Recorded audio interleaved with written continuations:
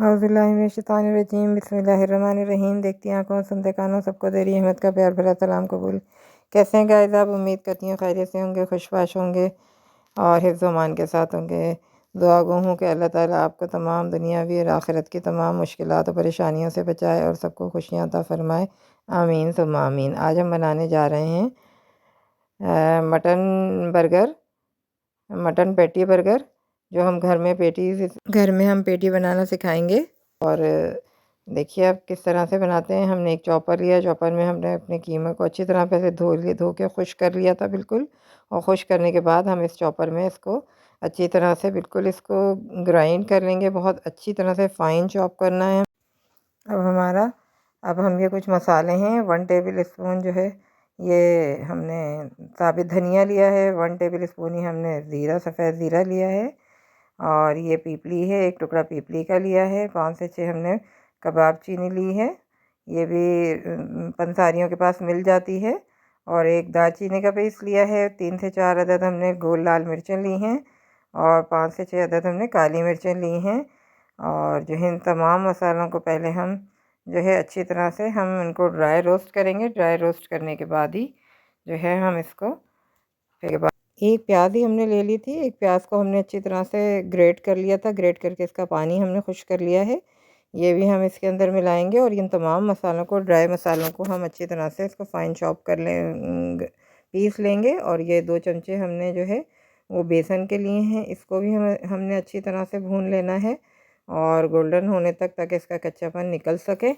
तो हम इन तमाम मसालों को भी अच्छी तरह बेसन को भी भून के हम इसको अपने कीमे में शामिल करेंगे, जो हमने फ़ाइन चॉप कर लिया था। अब इसको हम तमाम कीमे को जो है इसके अंदर एक बॉल में निकालेंगे और इसको हम अच्छी तरह से तमाम मसाले मिलाएंगे, जिसमें हमने ये बेसन है और ये ड्राई रोस्ट मसाले हैं, हल्दी है, कुटी हुई मिर्चें हैं, नमक है और ये तमाम चीज़ें। और ये जो है इसके अंदर हमने जो प्याज रखी थी वो भी हम इसमें मिला दे रहे हैं, और हरा धनिया, हरी मिर्चें, तमाम चीज़ें। और ये अदरक लहसुन का जो पेस्ट है वो भी हमने इसमें मिला दिया है।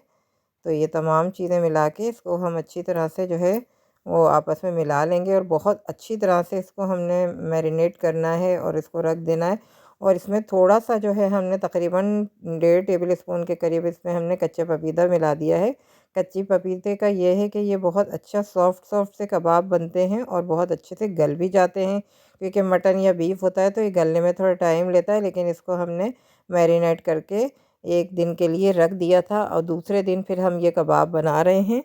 अब ये हम अपने कबाब बना रहे हैं। अब इन कबाबों को हम उतने साइज़ के बनाएंगे जितने हमारे बर्गर हैं। बर्गर हमने इसमें डॉन के लिए हैं। डॉन बर्गर जो है बहुत अच्छे और सॉफ्ट होते हैं, तो हम वही इस्तेमाल करते हैं। अब आपकी जैसी दिल चाहे आप वैसा इस्तेमाल कर सकते हैं। और कबाब हमने डॉन के जितने डॉन के बंद होते हैं उतने ही बड़े कबाब हमने बनाए हैं। और इसको अच्छी तरह से, ना इसको बहुत पतला किया है हमने और बहुत ज़्यादा मोटा भी नहीं किया है। और इसको अच्छी तरह से हम दबा दबा के इसको बना रहे हैं, ताकि ये अच्छी तरह से बन सकें और अंदर से गल भी सकें।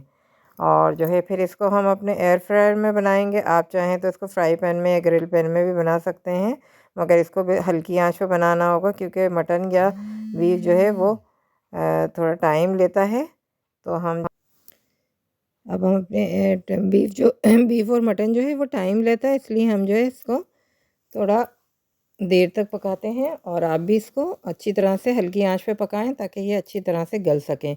अब हमने अपना एयर फ्रायर जो है वो प्री हीट करने के लिए छोड़ दिया है।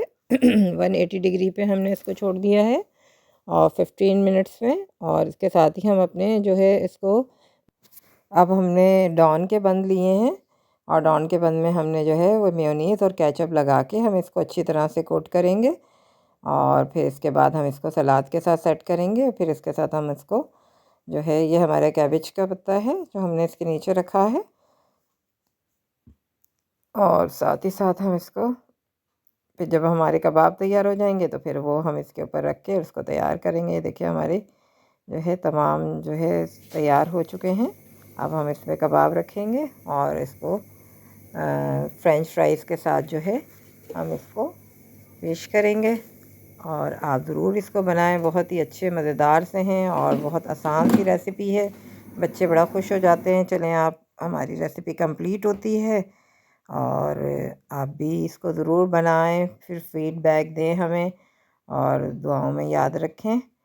और ये देखें हमारे कबाब कितने अच्छे से फ्राई हो चुके हैं।